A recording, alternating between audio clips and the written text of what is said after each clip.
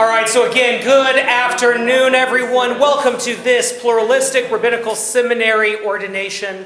My name is Rabbi Patrick Bullier, Director of Innovation, and it is an honor to get to be with all of you today and with these people who you truly love, to get to see them fulfill their soul's mission to become teachers and leaders among the Jewish people. We have so many things that we're going to share today, so I am not going to take up more of your time than need be. It is an honor to introduce my friend, my colleague, Rabbi Eric Wasser, who is going to sing a prayer for us. We'll ask you please to rise. We begin our ceremony this afternoon with our hearts, our thoughts, and our prayers directed to our brothers and sisters in Eretz Yisrael, defending our holy land.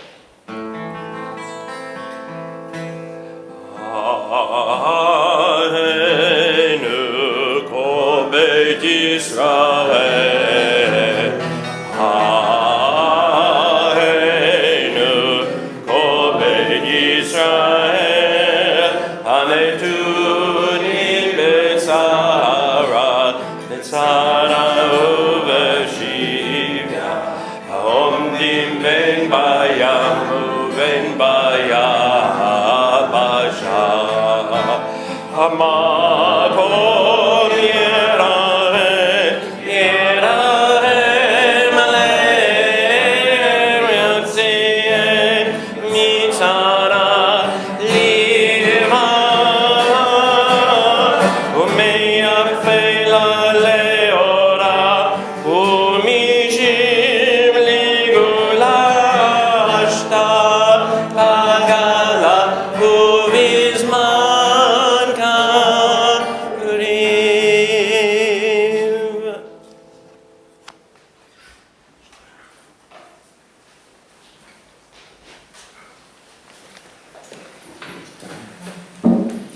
It is now truly an honor to welcome my dear friend, my colleague, the director, founder of Pluralistic Rabbinical Seminary, Rabbi Sandy Zisser.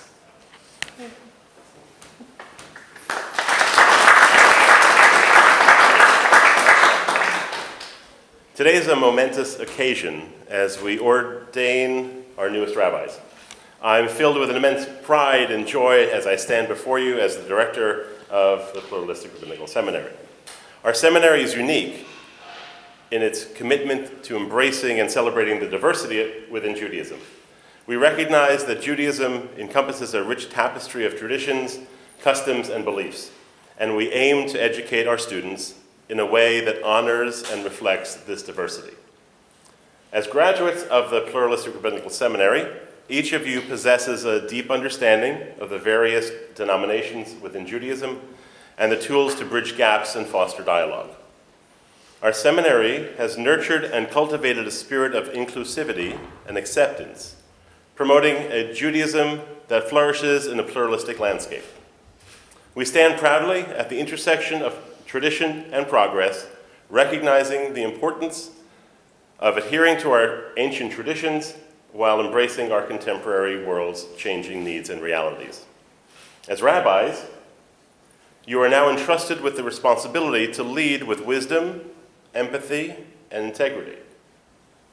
You have been trained in the art of pastoral care and the study of Jewish texts, and the application of Jewish values to real-world situations. You are called to inspire, educate, and create spaces of belonging for all who seek to engage with Judaism. While we celebrate today, we also have our minds and hearts that today is day 58 in Israel's war against Hamas.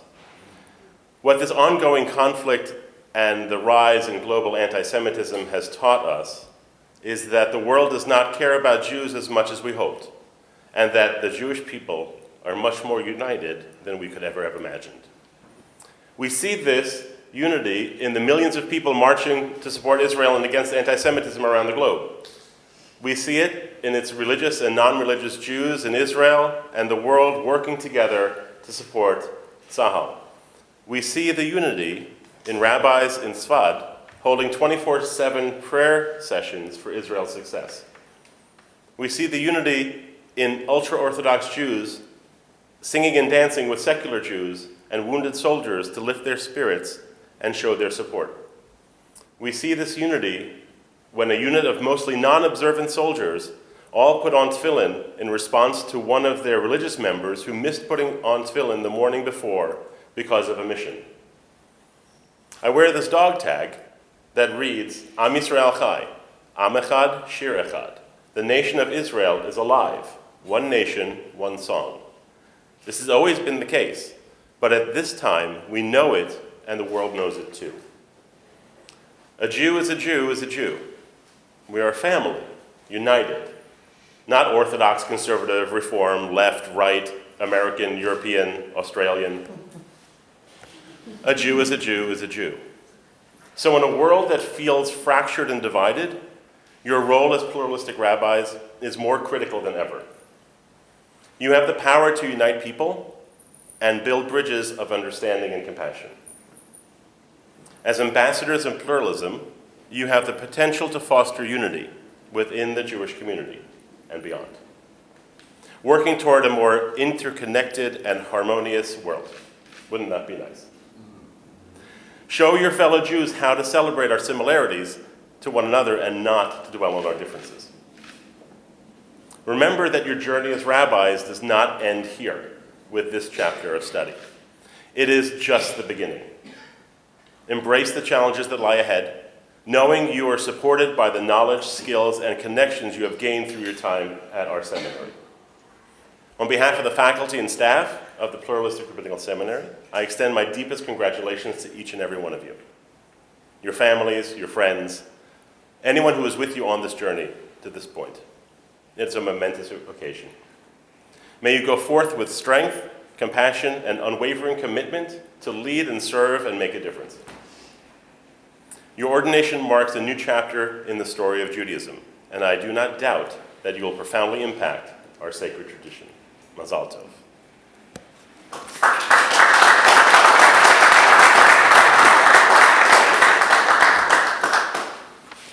Thank you, Rabbi. So one of the great things about being the director of innovation is that I get to get a little bit of a sneak preview of who these rabbis are going to be, the projects they're going to build, the way in which they are not just being ordained into the rabbinate, but being ordained into the way in which they will serve as rabbis. Whether that's creating your own community, whether that's creating a company, whether it means bringing tikkun olam into technology, all of the many varied and sometimes a little bit unusual ways in which this cohort, past cohorts, and future cohorts wish to express their Judaism and share that Judaism with the world and hopefully help others to be living more Jewishly impacted lives. So, it is a treat to get to invite each of these students up to give a little bit of their Jewish personality as part of this officiation.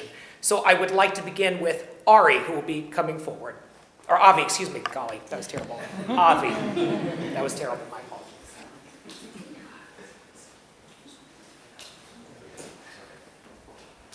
Thank you, Rabbi Patrick. She called me Rabbi Rick or something like that. That's okay. So I will be singing the blessing that we make before Torah study, La'asok b'divrei Torah, and just a little bit of background because there's a lot of attribution that ends up needing to be made before heading into this song. The idea for putting the words of the blessing into a song came from Rabbi Jill Levy in our ethics class, and she saw the guitars sitting behind Adam and myself, and she challenged us to come up with a tune for singing the blessing that we make before every class. The tune is also not mine. I didn't write the tune. I know the tune as, and I don't know if he wrote it himself, but the tune I know that cantor Ozzy Schwartz uses for Hayom Ta'amtzenu on the high holidays.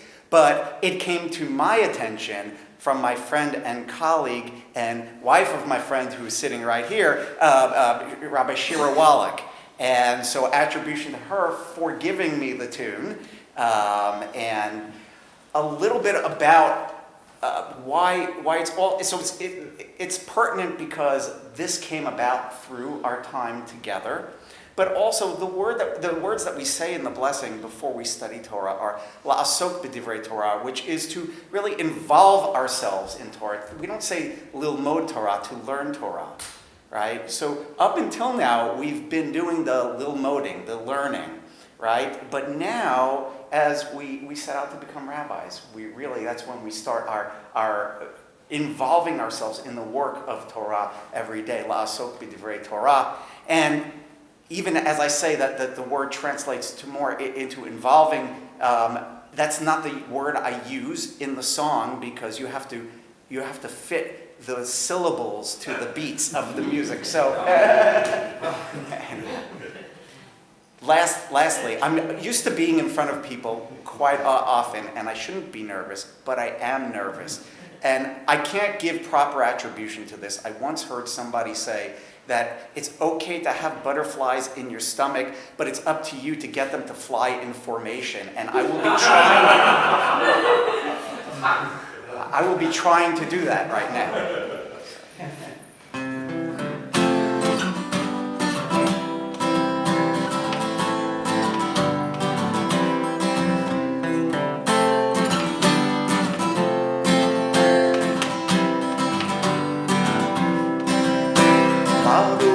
Adonai Eloheinu melech haolam asher kiddushanu b'mitzvotav v'tzivanu.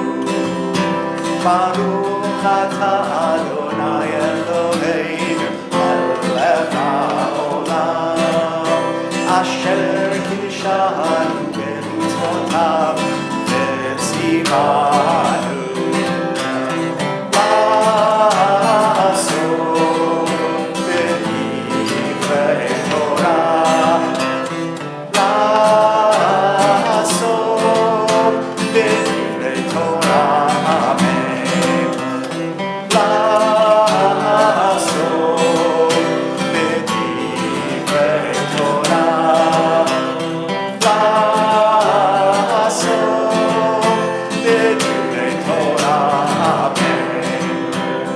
Blessed are you, Adonai, our God, who rules the universe, who sanctifies us with the mitzvot and commanded us. Blessed are you, Adonai, our God, who rules the universe, who sanctifies us with the mitzvot and commanded us. Ourselves in words of Torah, to immerse ourselves in words of Torah, amen.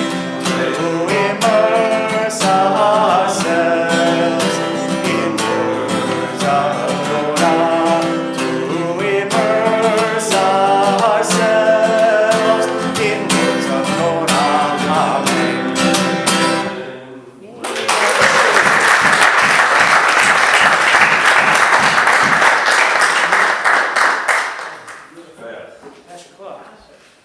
Thank you so much. That was so beautiful. It is now my honor to invite Joe to please come forward.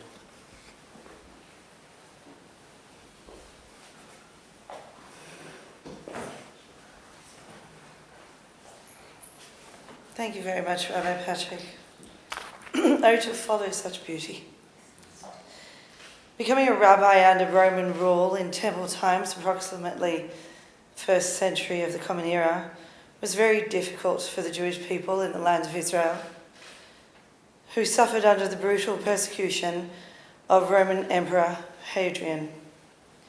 It was particularly difficult for the sages to study the Talmud and to teach. On penalty of death, it was also forbidden to ordain students. Both the ordaining sage and the ordained scholar were put to death if they were caught.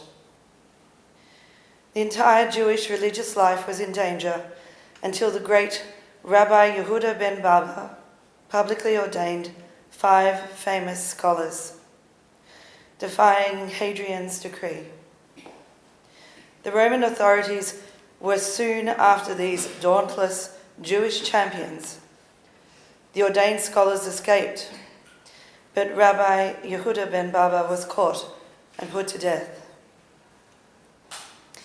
We have here the birth, work, and death of those who choose to follow the rabbinic life. It is a way of life we teach to hand on before we die. I'm not saying you're going to die, but you're not about to be killed by Romans, but I keep an eye out. So here we are at the beginning of our rabbinic careers, tasked with forging a new Judaism while the old guard look on.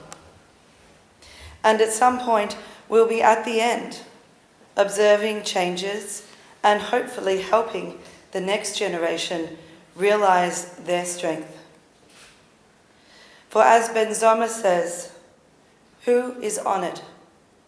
The one who gives honor to others. But before we retire, before our time, let's offer this prayer for what we do in our days in between, from ordination until we pass on the mantle. Adonai, eternal and everlasting God, we stand before you humbled and blessed.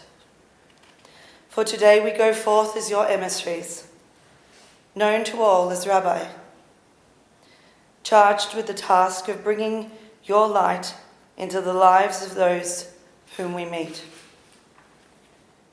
May we speak your words with great responsibility, with boundless joy, with the utmost care. May we bring healing and hope into the lives of those with whom we walk.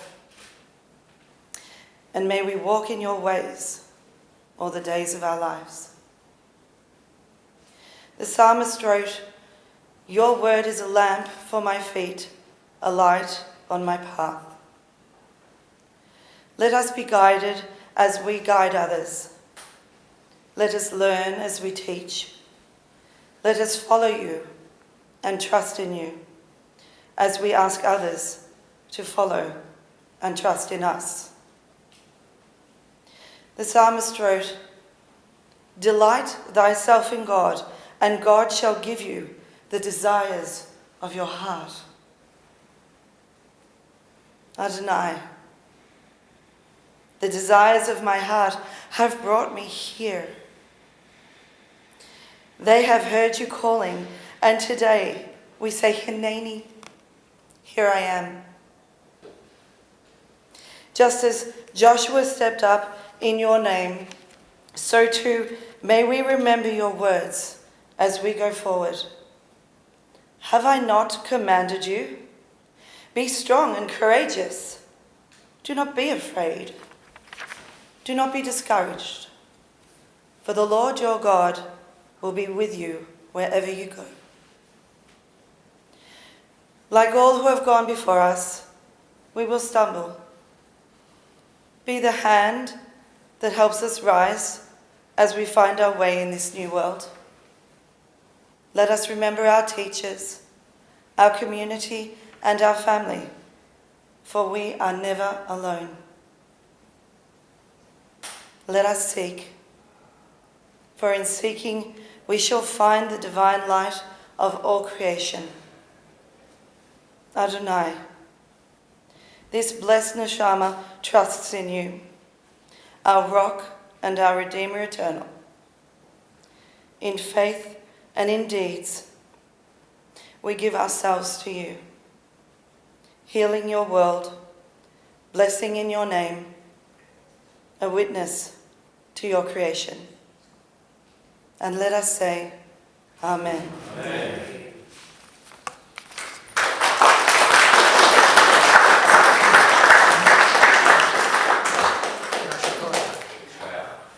It is an honor to invite Lila to please come forward.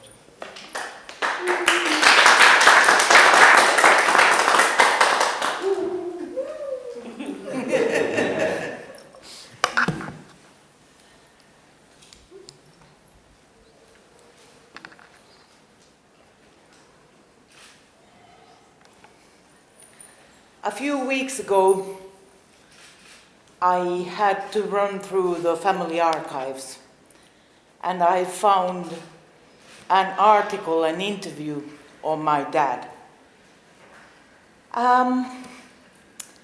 We were laughing with my youngest sister, but my heart was aching. Because if something, the article was extremely patriarchal.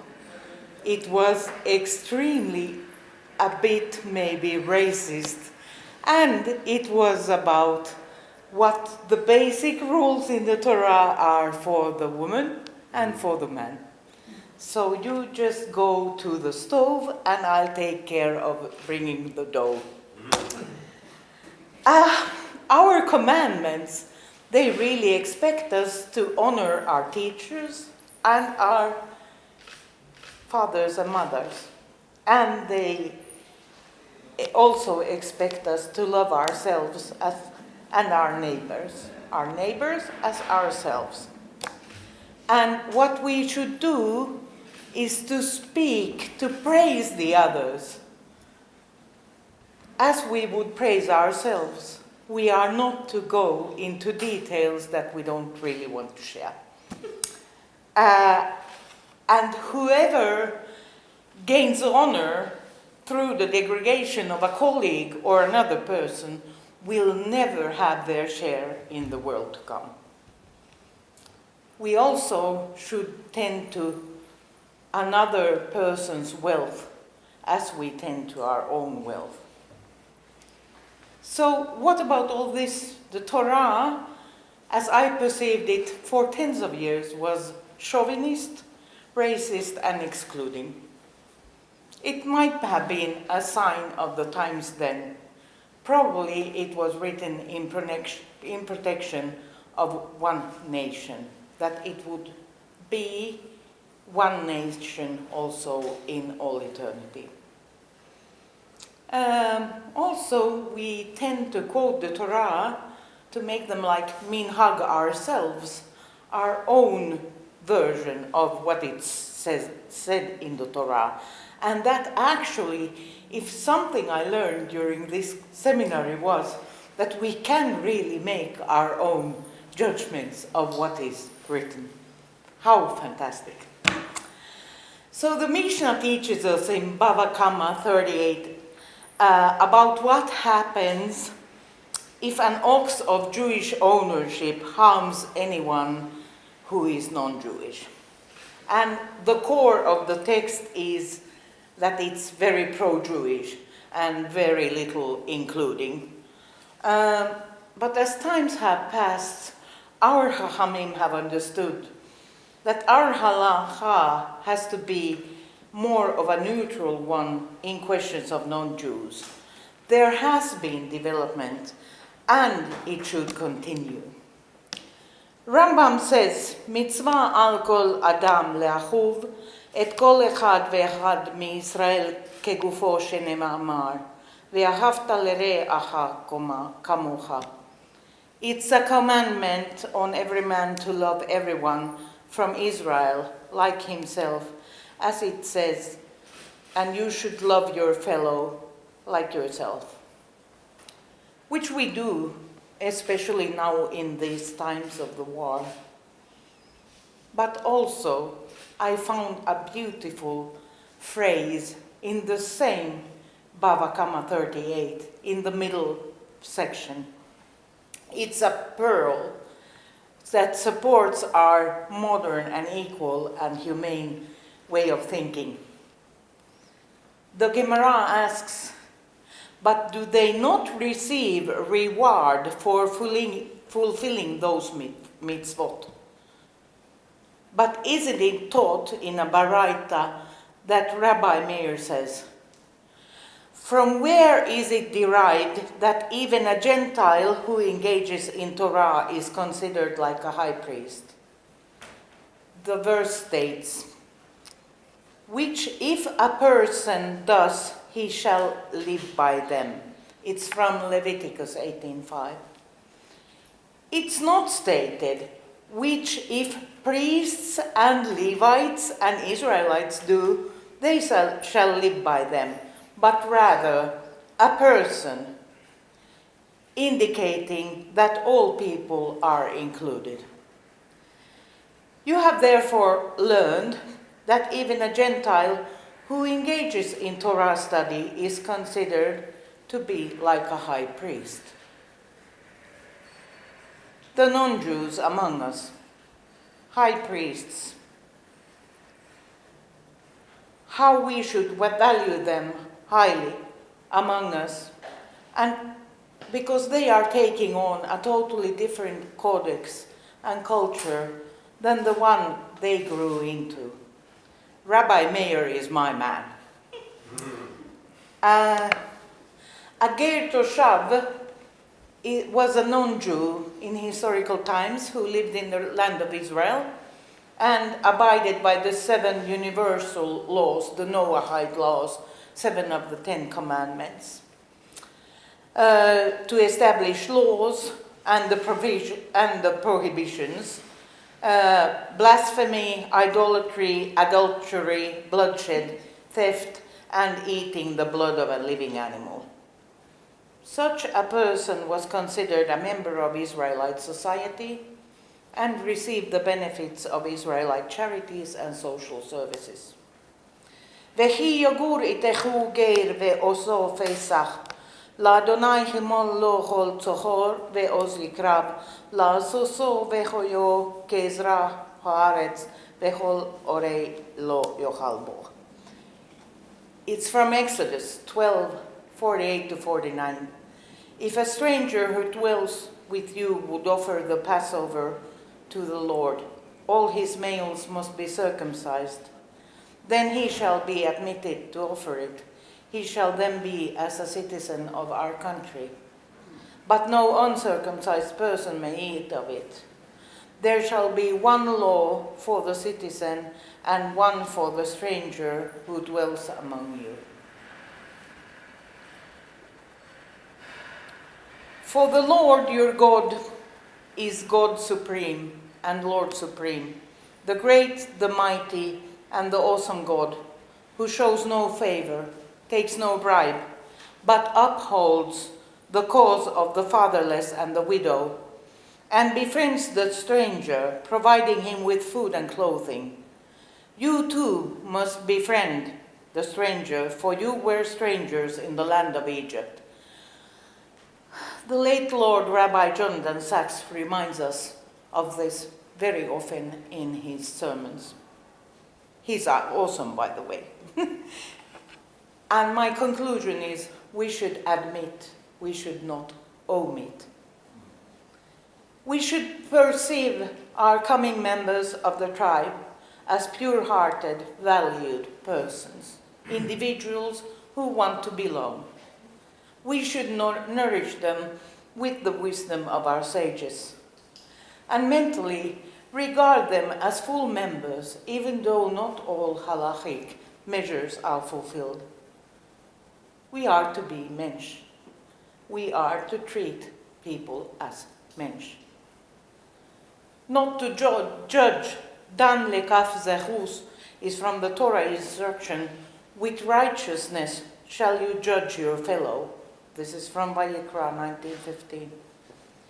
The simple interpretation of the passage, judge fairly and in accordance with Torah law.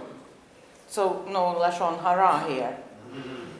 Yet alongside several laws related to a judicial setting, the Gemara in Shavuot 30a notes that the word tzedek, righteousness, is interpreted in this sense to mean with favor.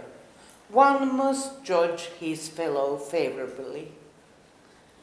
I also want to mention the being of a nation, a family. We have our others' backs. Our nation, our family, our PRS cohort, and the whole of PRS. We are not alone, we are not single, and together we are stronger. As Charles M. Schulz, the creator of the Peanuts, puts so much of our unity so simply, there are friends, there is family, and then there are friends that become family.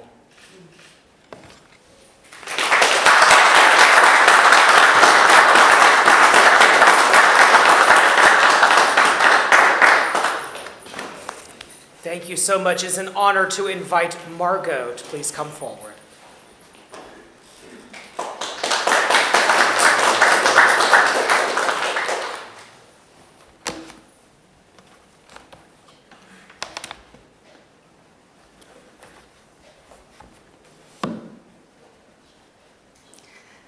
Hi friends. So what I wanted to do today was to talk about how fitting I think it is that our ordination occurs today between the weekly portion Vayishlach, which we had just last week, and Vayeshev, which is this week's Torah portion. Both parshot are named for actions taken by Yaakov, Jacob, our ancestor. Vayishlach is Jacob sent messengers to his brother Esav. Esau being trying to reunite after a long time. And the root is Shin Lamed Chet, that has to do with sending out. Vayeshev is with the root Yud Shin Vet and has to do with dwelling or settling in, and it's Jacob dwelled in the land of Canaan, blah, blah, blah, blah, blah. So the second one, the Vayeshev, is closer to Yaakov, Jacob's true nature. We learn originally, when we first meet him, that he was an Ish Tam Yoshev Ohalim, a simple man who dwelled among the tents. He was dwelling from the very beginning. That was easy for him. Perhaps it's no surprise then that his famous episode of wrestling, his wrestling experience, happened immediately following one of his greatest acts of shlichut, sending out. You know, in Vayishlach, there's a lot of Jacob sending out, not just the messengers, but then eventually gifts and eventually himself. And then afterwards, that's when he has this wrestling episode. I think that doing something so uncomfortable for him, something that wasn't so natural for him,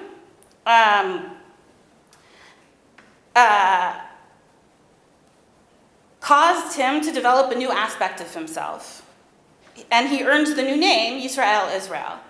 And unlike the other name changes in the Tanakh, the text sometimes uses Jacob and sometimes uses Israel, and it goes back and forth, which I think is emblematic of two competing domains of action, which sounds like weird, long sets of words, but basically just outward-facing and inward-facing. Jacob's impulse toward dwelling or settling in on the one hand, and Israel's attempts to go beyond his nature to send out on the other. Many of us, I think, joined this program to dwell in. And, you know, the word for a Jewish school is yeshiva, you know, which has the same root of dwelling in. And we were excited to spend this time learning and growing inwardly, focusing inward. However, I think that through this program, we've been wrestling with ourselves and finding new sides to ourselves and new approaches to the world. Our innovations, much of our course content, our colleagues, our teachers, they've been asking us to think about sending, to turning outwards. How do we best serve others? As Jacob learns over the course of his life, I think, what we learn when we turn inward only reaches its full value when we use it in service to others. And our service to others, our sending outward, is strengthened by opportunities like the one we've had at PRS to dwell in a space of learning and personal growth. On this ordination day, on the cusp of Vayishlach and Vayeshev, may we all merit many more opportunities to dwell inward and send outward.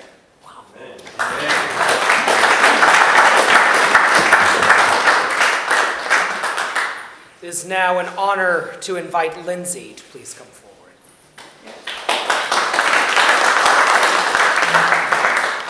So, and I apologize, I lost my voice last week, and so, but as my family reminded me for my bat mitzvah, I also was, lost my voice somewhat, so, full circle. So a long time ago, when I went to Israel, there was a story that someone had written about their 6-week trip, a high school trip to Israel, and it always resonated with me. It was just the way it was written, about just the stories that were told. So, anyway, so I want to tell you kind of a little bit about our journey. 7 strangers came together 2 years ago on Zoom, never knowing they would become friends, colleagues, and ohana, which is the Hawaiian word for family. Over that time, we started the polite hello and how do you do. We were very conscious of just being very straight up. We started out sitting up straight and being very professionally dressed, every single one of us. As time went on, we came online after a long day or just waking up in the early morning with maybe a late night drink or an early morning coffee, saying l'chaim and laughing together and saying, oh, where's my drink? We came from around the world to study and learn in one group. We spent every Tuesday night learning Torah, Mishnah, Midrash, poetry, and rabbinic text. We debated text and sang prayers together, and we let our voices in prayer flow through our very soul. A group of strangers became a core. We went through ups and downs. We had loss of loved ones among us, and had celebrations of life events. There were late night questions and memorable sayings between us. There was the Zoom link, we couldn't find the password card. Or the Slack message, hey, where are you? I'm here, anybody else on? There was the wonderful message of Chag Sameach and Shabbat Shalom from around the world. We shared stories about our lives. There were 2 dogs added to the cohort, and at times would be on the Zoom meetings, sometimes asleep, from 2 different sides of the world. Then there was the laughter shared and the commentary on chat that some of us said, wait, I need to get my glasses on first. We grew up in our love of Judaism by learning together. During our journey, we went through the end of COVID times, war in the Ukraine, sadness around the world for the state of Israel, and the loss of precious lives for the war among nations. We sent prayers or refuah shalema in the early mornings or late night, depending on our time zone, when each were ill or having a difficult day. Then there was the Mazal tovs for celebration of life events. As one, we shared our stories and built a community of hope. It has been a journey of self-discovery over the past 2 years. We stepped away from the brick and mortar classrooms and brought Judaism into our daily life. The group wanted to change what it means to be Jewish, and I know we will. It's hard to explain the connections we made and the friendships that will last a lifetime with our group, the rabbis and mentors that have helped us along the way. The conversations of who wants to go first, what do we need to do for work, and how many pages do we need for our devar. The classes are done, but the journey is just beginning to change the world one step at a time.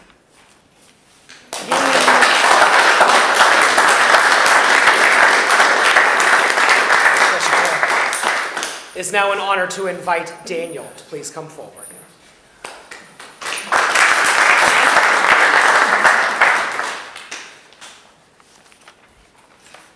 So I wanted to share with you a little bit about my rabbinical school journey in the form of a poem. In a world of ancient stories, where dreams and destinies align, a tale unfolds, a journey commences toward the sacred land of the divine. Once lost in the in-between, I found a voice within. My heart, a whisper of purpose, urged me to begin. Become a rabbi, it said, with a command both bold and clear. Yet I, a wanderer, with a spirit untamed, unable to hear, I laughed at the notion, for my path had diverged from the religion of my youth, a heritage I had purged. indifferent to Judaism since my childhood days. A world without found meaning, I chose to disengage. I sought truth in other ways, a life beyond the norm. In the grand tapestry of existence, my own unique form. I traveled far and wide. I built and watched things crumble. I encountered life in every corner, never far from a stumble. A wife, 2 daughters, life's questions I explored. But my heart, a long-lost friend, called to something more. Reluctantly, I listened. I joined this rabbinical school. And as I studied, life around me began to transform and to rule. Challenges and joys, a dance of fate. A world of constant motion. With students again, I would congregate. Then, illness struck, a mystery unsolved. Questions echoed in my head, problems left unevolved. Why? I asked, with no answer in sight. Persistently seeking, questioning through the night.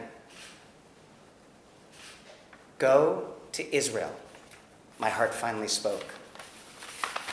A calling from within, a destiny to invoke. With my family in tow, across the world we moved, to an ancient city where faith and destiny soothed.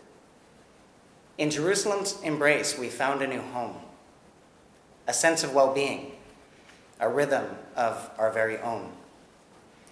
Deep in the Jewish quarter, a connection so true. We sat with stones, we felt their heat, a time to renew. What's it all for? I wondered one day, seeking understanding.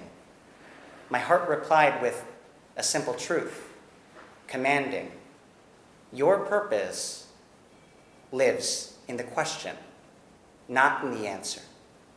In the dance of life, it asks you to be a graceful dancer. As I embraced new steps and built a familiar order, the world suddenly changed. A chaos, a nightmare, profound disorder. War had erupted. Pain and loss ensued. Home was the same no longer. Innocence was subdued. In the midst of all this turmoil, I closed my eyes. My heart spoke again. No time for disguise. Carry your children to safety, it implored. But what about Israel? I asked. Our land still mostly unexplored. You are ready, my heart assured, to hold Israel within you, where it's anchored and secured. As a rabbi now, a guide in this storm's fierce weather, walk forward, with Israel close, embrace tomorrow together.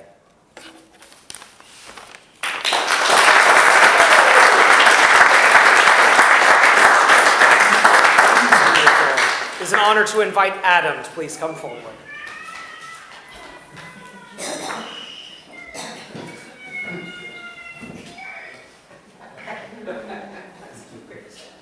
My family's in Lisbon right now, so my wife wanted to hear that.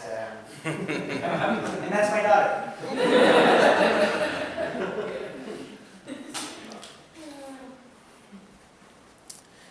In over 3,000 years of Jewish history, all too often, we have felt afraid, we have felt alone, and we have felt despair. On October 7th, that Jewish past became immediate, present. And again, we feel hate, alone, despair.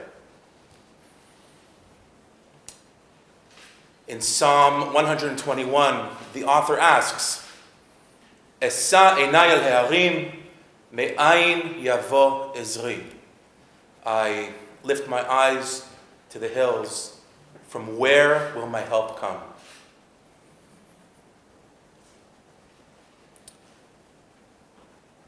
I think within Israel, they almost haven't had the time to sit and to ask and to process, because their response is one of action. They have been called to the front lines. They have been called to serve. They have been called to serve each other, either to fight or to help. And I'm sure we all have family and friends there, and all we hear of is how everyone is helping each other. Outside of Israel, we are engaged in, and we are victim of a hatred and an evil that we can't even comprehend.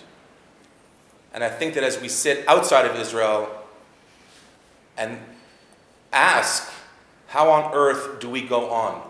And I think they haven't even had the luxury of asking that question inside of Israel, but it's one that we're asking outside of Israel.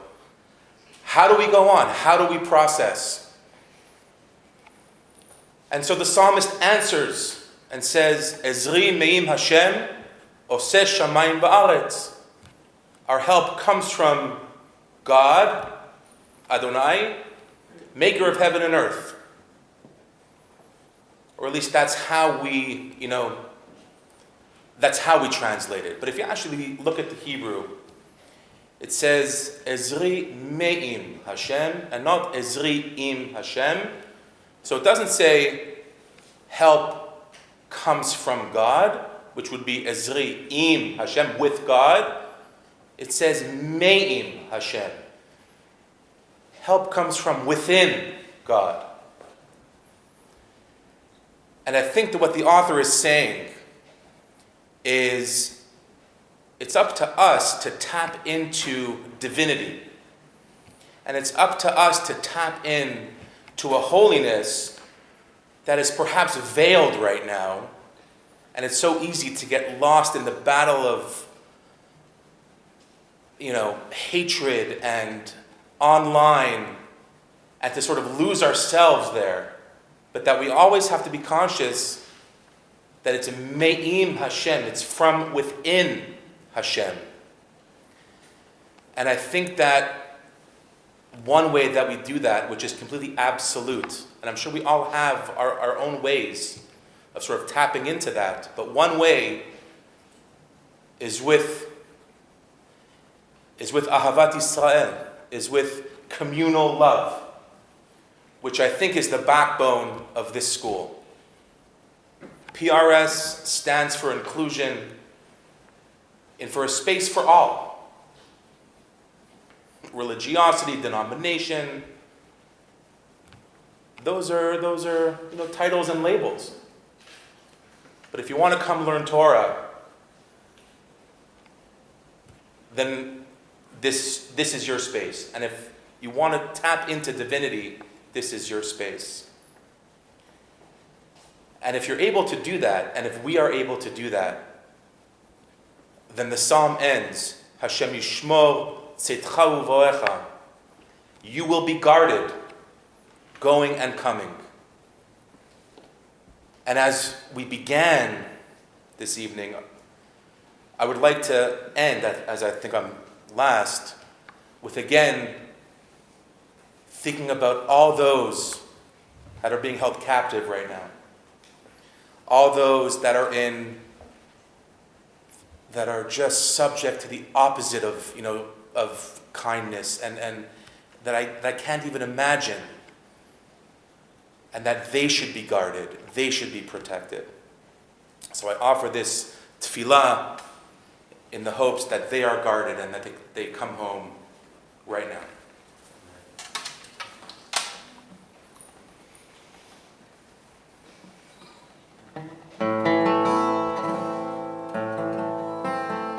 Shir Lamalot Sinai el Harim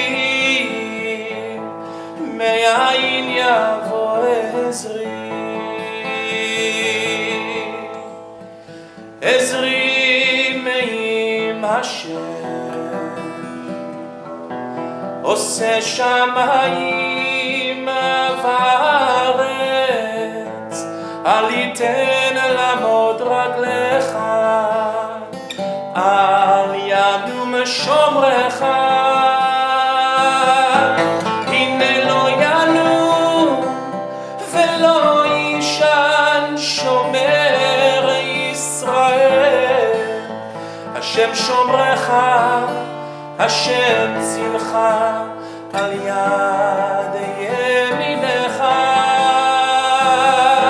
יומם השמש לא יככה וירח בלילה, השם ישמורך מכל רע, ישמור את נפשך, השם ישמור צאתך ובואך מעתה ועד עולם, מעתה ועד עולם.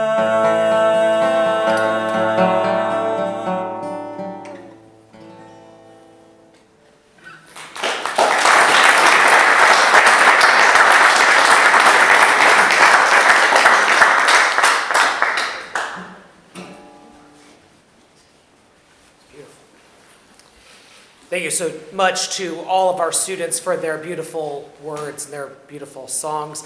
Now we've reached that point for smicha. So the way that this will work is our students will stay here. 2/3 of the Beit Din will find their way here and here. As the students' names are called, you will first go to Rabbi Wasser for a blessing. You will then receive your diploma from me, and then a final blessing from Rabbi Sandy. You with me so far? No, we ran out. The kitchen didn't have anything. I'm sorry? Yes, I think you will, technically, anyway. Yeah. Blessing, okay.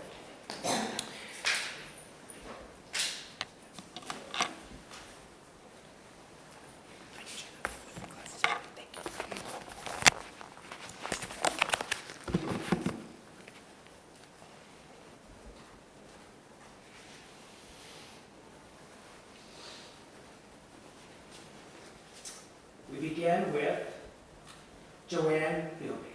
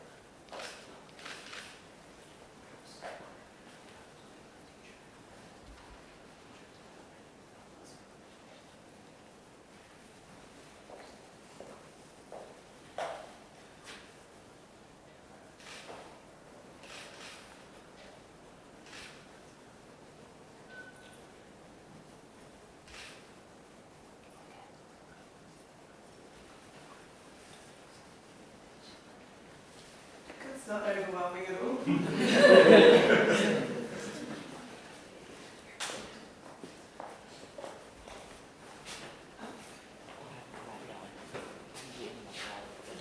There we go.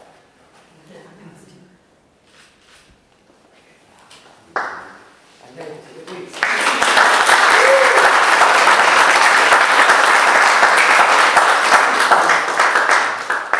Daniel Jacobs.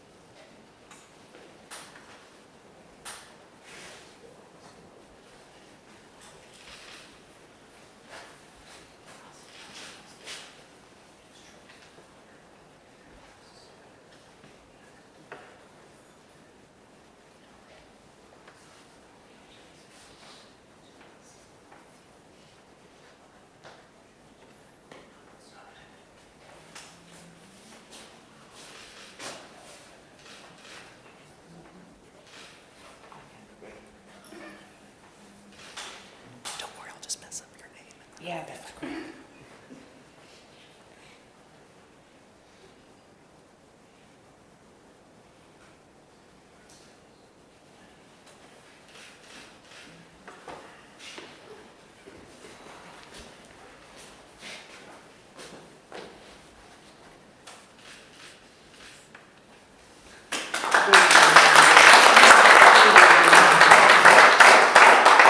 Now we'll talk about it.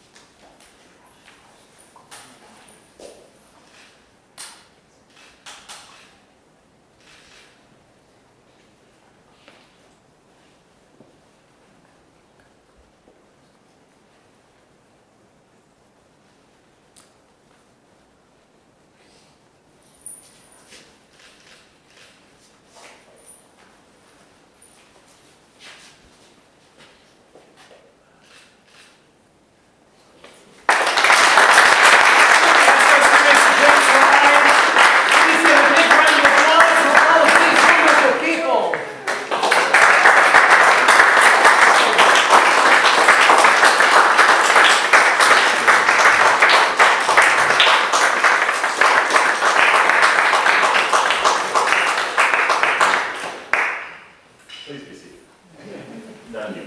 We need this before the. Ready?